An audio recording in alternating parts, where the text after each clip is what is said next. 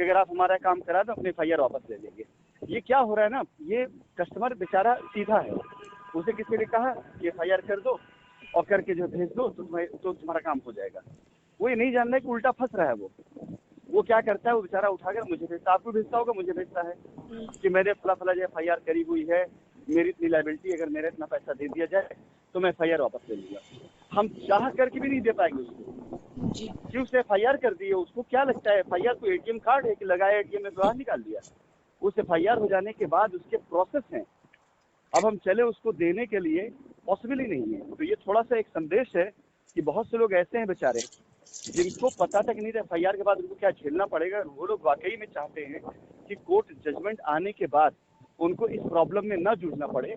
तो जैसे एफआईआर किए ना, वैसे अपनी एफआईआर वापस लेने प्रोसेस भी खुद तलाश ले वो, क्योंकि कोर्ट जजमेंट आ जाने के बाद भी ऐसे लोग जिनकी एफआईआर फालतू में हुई है, ऐसे लोगों को वेट करना पड़ जाएगा उतना देर तक। मतलब ये नहीं कि बहुत लंबा वेट करना पड़ेगा जब तक सारे पेपर डॉक्यूमेंट्स वेरीफाई नहीं हो जाते, क्योंकि एफआईआर वाले केसेस को हम नॉर्मल तरीके से सेटल नहीं कर पाएंगे। बाकायदा उनकी सारी लायबिलिटी चेक करी जाएगी। चेक करने के बाद जो उनका मामला है, अब सपोज करिए यहाँ पे एक चीज और बता दें आपको कि अगर मान लीजिए किसी ने प्लॉट लिया हुआ है, आधा अधूरा पैसा दिया हुआ है, कोर्ट का जजमेंट आ जाता है, अब वो आते कहते हैं मुझे मेरा पैसा दे दो। तो कानून जो ये कहता है कि जजमेंट से पहले जो कानून है हिंदुस्तान में, वो ये कहता है कि अगर कोई बंदा अपना पूरा पैसा नहीं दिया है कंपनी को किसी भी तरीके से, तो बंदा एक बार में अपना पूरा पैसा वापस लेने के लिए नहीं रह सकता। फिर कंपनी के हाथ में होता है, कंपनी उसका पैसा तब दे कि जिस यूनिट पर उसने पैसा डाला है, जब तक उस यूनिट को कंपनी किसी और को नहीं बेच दे तब तक पॉसिबल नहीं हो सकता है उसको पैसा। ये कानून है। तो ऐसे बहुत से लोग जिनका मामला कोर्ट का, जिनका मामला लीगल का रहेगा, तो उनको डायरेक्ट इसमें जाना ही जाना पड़ेगा। लेकिन अगर बाय द वे मामला कोर्ट लीगल का नहीं है उसका, तो उसको समझा जा सकता है, उसको किसी से मिलवाया जा सकता है, भाई तुम ये प्लॉट ले लो और ये पैसा तुम इनको दे दो, आउट ऑफ कोर्ट कराया जा सकता है। लेकिन अगर लीगल में है वो, तो हमें बाकायदा उसको उसका पैसा उसके अकाउंट में ही देना पड़ेगा। बाकायदा उससे हमें एक कंसल्ट लेना पड़ेगा और बाकायदा उसको उतना टाइम देना पड़ेगा लीगली हमें जितना टाइम रिक्वायर्ड होगा। तो ऐसी बहुत सी टेक्निकल चीजें जो भी कस्टमर नहीं जान रहा है और ये वकील वगैरह बताते नहीं हैं कि हाँ ये बाध्यताएं आप सामने आएंगी जाकर के बाद में।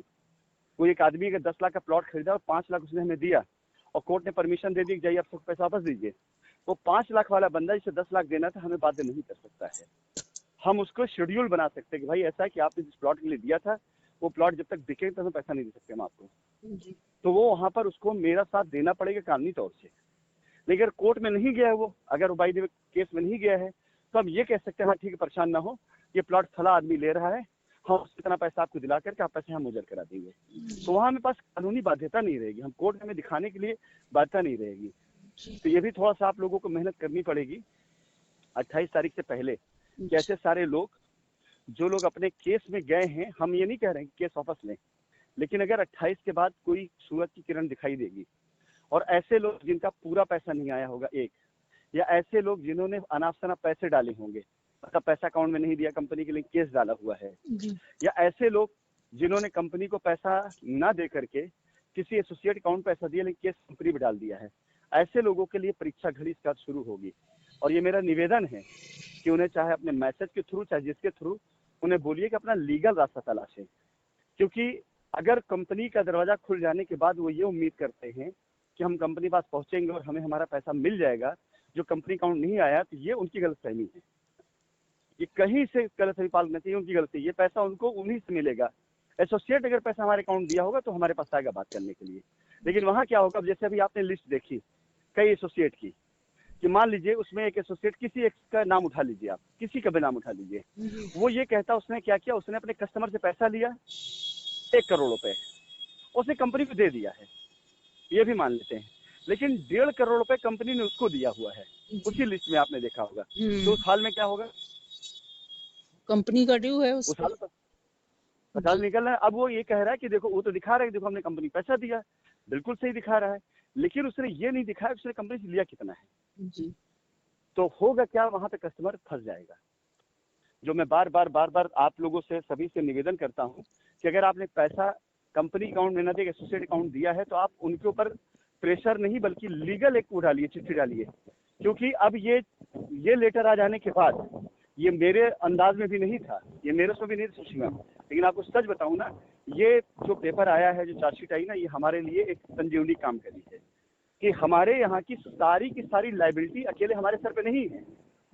बाकायदा ये आप मानिए कि आप सपोज हम संदीप का एग्जांपल उसी के नाम ले लीजिए, फिर संदीप राठौर के ऊपर 3 करोड़ रुपए की निकल आता है, 3 करोड़ संदीप राठौर ने लिया, निकलेगा, आएगा आकांक्षा इंटरप्राइजेस में, यहाँ सब में मिला के आएगा।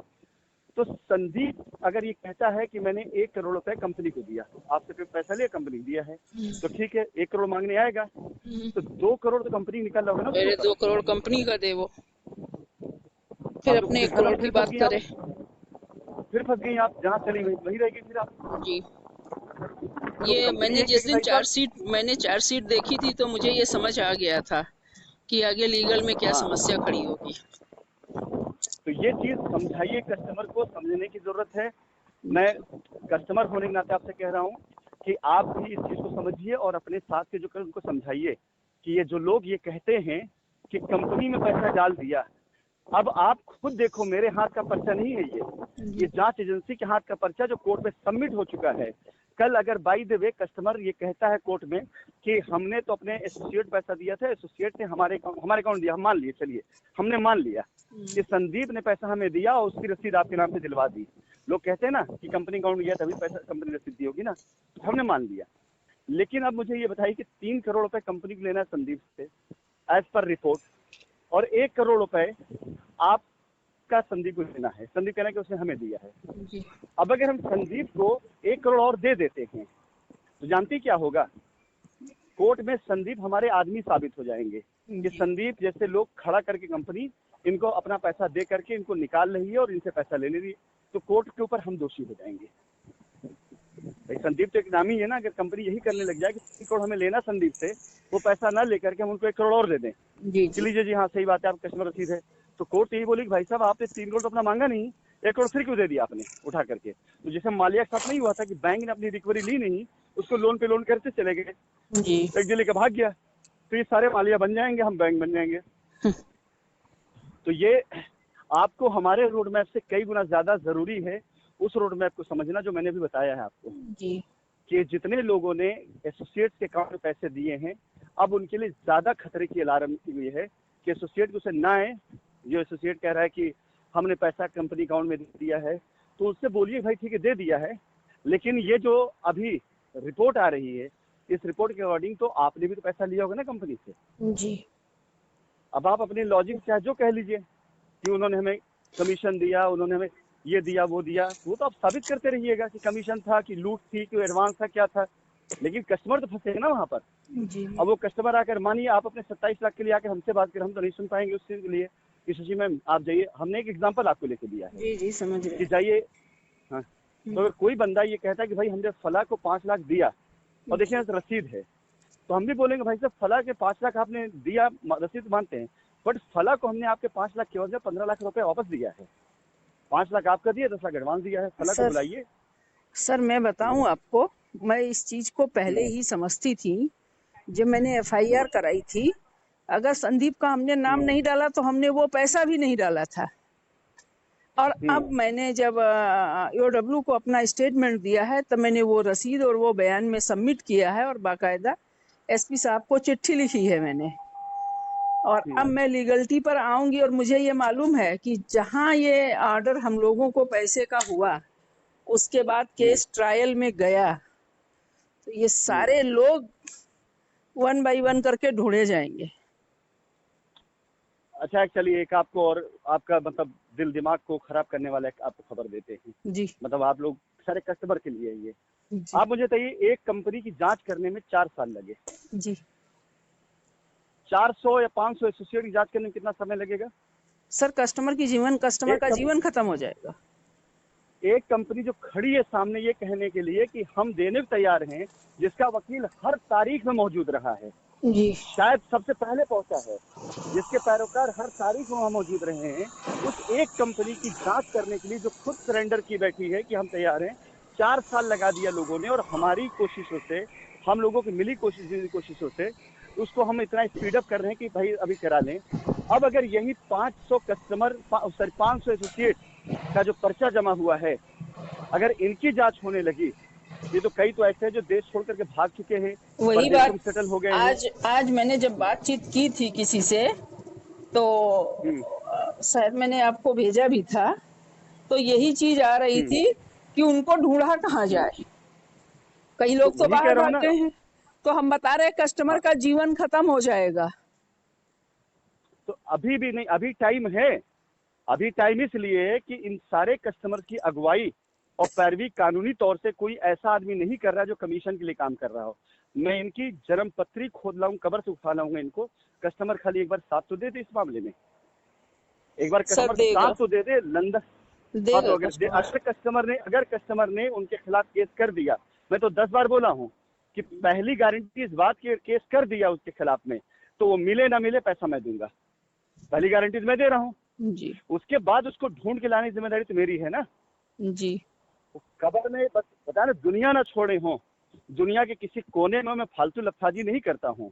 शशि मैम, पिछले 3 सालों से मेरे बारे में न जाने कितनी अफवाहें उड़ाई गई हैं, न जाने कितने भविष्यवाणियां की गई हैं, न जाने कितने अपशब्द इस्तेमाल करके कहा कि ये कर लिया वो कर लिया जाएगा। दमदारी के साथ अपने नंबरों से लोगों से बात करता रहा हूँ, मिलता रहा हूँ, अपने घर पे मिला हूँ, अपना दर घर दिखाया। किसी के बाप की औकात या हिम्मत नहीं हुई है कि आकर एक बाल छोटा सा कुछ टेढ़ा करके चला जाए। दमदारी रखते हैं, कुछ ऐसा नहीं करते हैं, कानूनी तौर जानते तौर तरीके जानते हैं।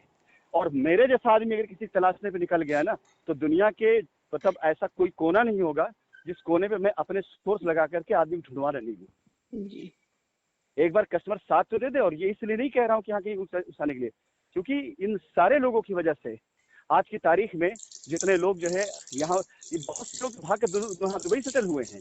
जी जो लोग दुबई सेटल हो, क्या वो कहीं दायरे से बाहर, और मुझे पता है ना कि कैसे इनको वो करना है, सेटल करना है। जी। मुझे अच्छे से मालूम इस चीज की। हमारे यहाँ पर हिंदुस्तान में लोग मुकदमा नहीं लड़े हैं, लोग सिर्फ फॉलो करे हैं ऐसे लोगों को जिन्हें खुद ठीक कानून नहीं पता था। आप अगर कस्टमर से इस बात के लिए, कोई भी आपसे बात होती है, एक लाइन की बात की, अगर उसे कस्टमर ने पैसा किसी और अकाउंट में दिया है, तो जब तक उस बंदे के ऊपर कंप्लेन नहीं डाली जाएगी, तब तक उसके लिए कोई रास्ता नहीं नहीं है। मिलेगा, हम ये जानते हैं मानिए। सर। इसीलिए मैं हाँ, अपना प्रोसेस क्योंकि कर चुकी हूँ।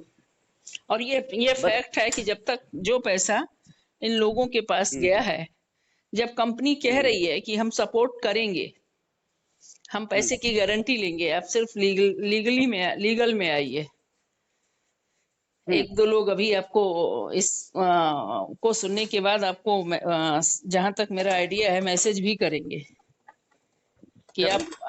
नहीं, मैसेज इस बात के लिए करेंगे कि हम शुरू होंगे, हम्म। आप दया मत दिखाइएगा।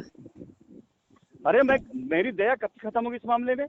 मैं अपनी दया को जो है टांग चुका हूँ बिल्कुल उस पर, इस मामले में खास करके। क्यों? क्योंकि जानती हैं, मुझे अगर किसी ने चोट पहुंचाई सबसे ज्यादा तो उन्होंने पहुंचाई, इसको मैंने दया की है। इन पे दया उन्होंने छोड़ा, और अगर अब मैं इन पे दया करूं तो मुझ जैसा बेवकूफ कोई इंसान नहीं होगा इस धरती पर, और उपाध्याय पाप होगा उन लोगों के साथ। उपाध्याय जी को बड़ी शिकायत है इस बात की कि वो पूरी FIR करा डाले और उसको उठवा रहे थे, और आपने कह दिया उपाध्याय जी छोड़ो, वो अच्छा आदमी है।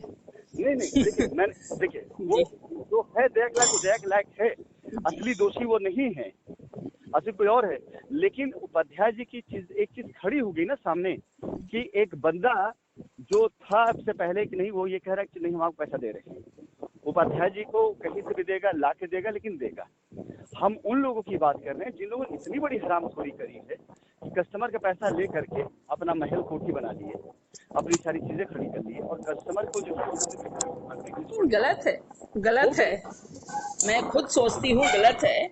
मैं अपने भी मैटर को कहती हूँ कि मुझे माता कहने वाला 23.5 लाख रुपए लूट के ले गया। लूट के ही कहेंगे, लूटी है और क्या। अब उसको लूट ही कहेंगे, भाई, लूट के ले गया। और उसके बाद में एक बार ये नहीं उसे होश आया कि, और उसे मालूम है लोन कराया है इन्होंने, और मैं आज भी लोन भर रही हूँ, उसे ये होश नहीं है कि चलो चुका दें तो कम से कम लोन तो खत्म हो जाए इनका। तो वही आप क्या लखनऊ में रह सोचते रहा हैं? है उसका। जी, आप उसका क्या एग्जैक्ट सोचते केस हैं? मुझे पता नहीं चल रहा। मैं उसको माफ कर दूंगी? पहले मैं रास्ता निकाल लूं, मैं माफ नहीं करूंगी। और अगर मैंने माफ नहीं नहीं किया तो दुनिया का कोई कस्टमर अपने एसोसिएट या प्रेसिडेंट को माफ नहीं करेगा। नहीं, अब निकल गया टाइम। देखिए, ये जो वक्त बीता है, इस वक्त को जिस तरह से बिताया है आपने, देखिए हर किसी के परिवार का एक सम्मान होता है, हर किसी का अपना एक सम्मान होता है। आदमी इसलिए पैसे नहीं के निवेश करता है या काम करता है कि उसके परिवार के उसको इस तरह की बातें सुनना पड़े। हमने तो चलिए ठीक है काम किया था, हमारा ये था दोष कि हमने काम किया और हमने ऐसे लोगों को पाला। अगर लोगों ने हमको गालियां दी तो ठीक है, उनके द्वारा किए गए मेहनत से जो हमने खाया पिया होगा, जो हमारे बदन में खून और पसीना और पानी और वो नमक बना होगा, वो उसकी कीमत ले ली।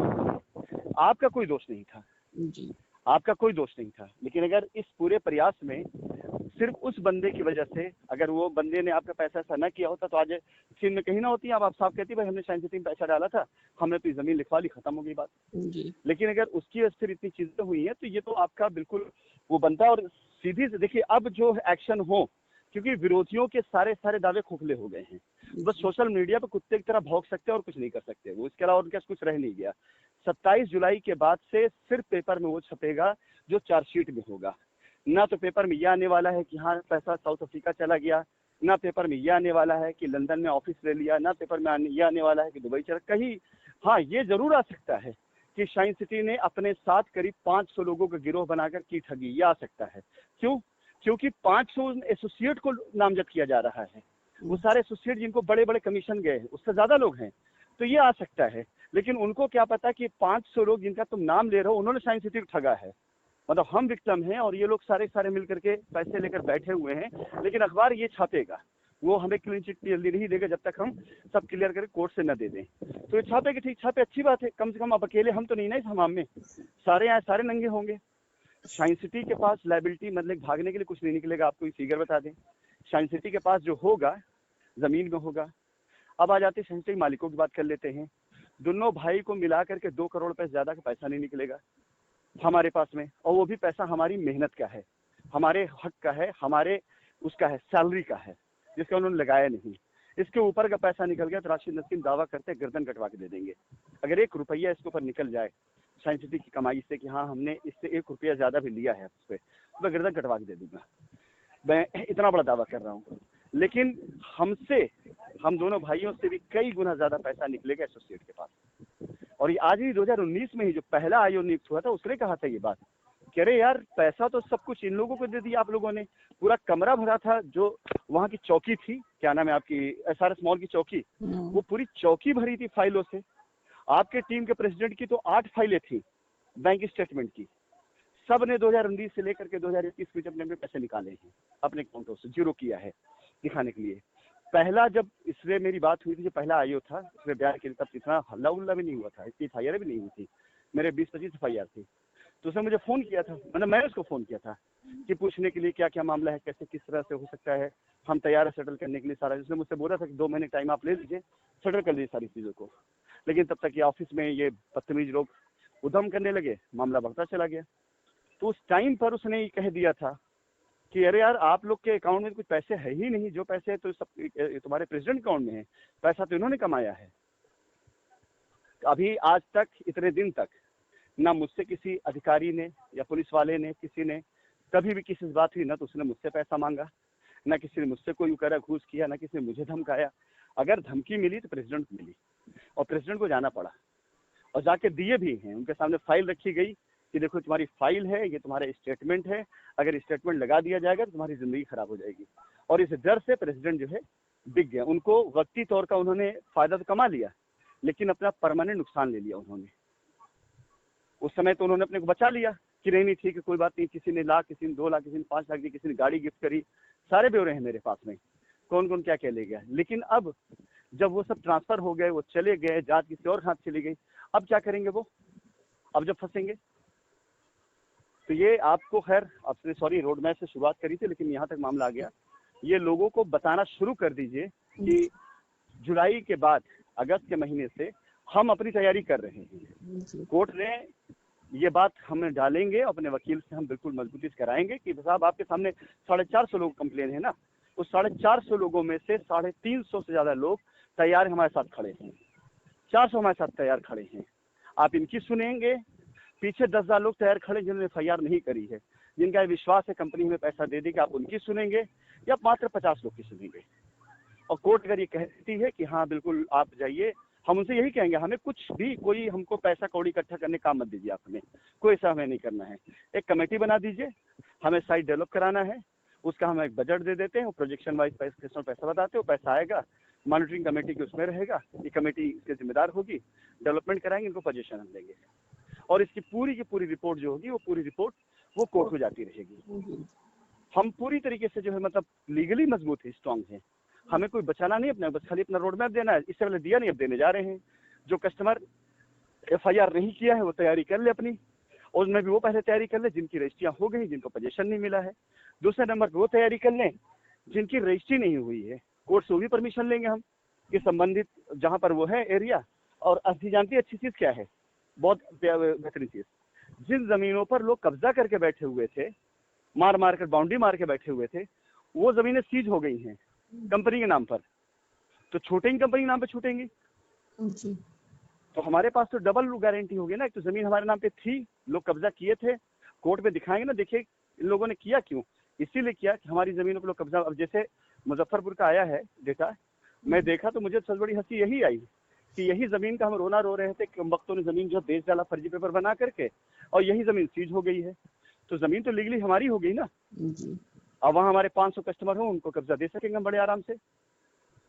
हम डंके चोट पे कह सकते हैं कि भाई इतनी जमीन यहाँ पड़ी हुई है, 500 लोग जमा हो जाइए, 500 लोग जमा होकर के जमीन के ऊपर 1 करोड़ का 2 करोड़ का जो भी खर्चा आएगा मिलकर आप लोग बेयर कर लीजिए, बेयर करके अपना रोड बनवा कर कब्जा दिए खत्म करिए। उन 500 लोगों का डेटा डाल के कोर्ट में डाल करके दिखा देंगे, भाई लीजिए देखिए कब्जा दिया कि नहीं दिया हमने। कुछ नहीं रखा है, बस अब खाली सब्र करने की जरूरत है और विश्वास करने की जरूरत है। ठीक है सर, कुछ और करने की जरूरत नहीं है।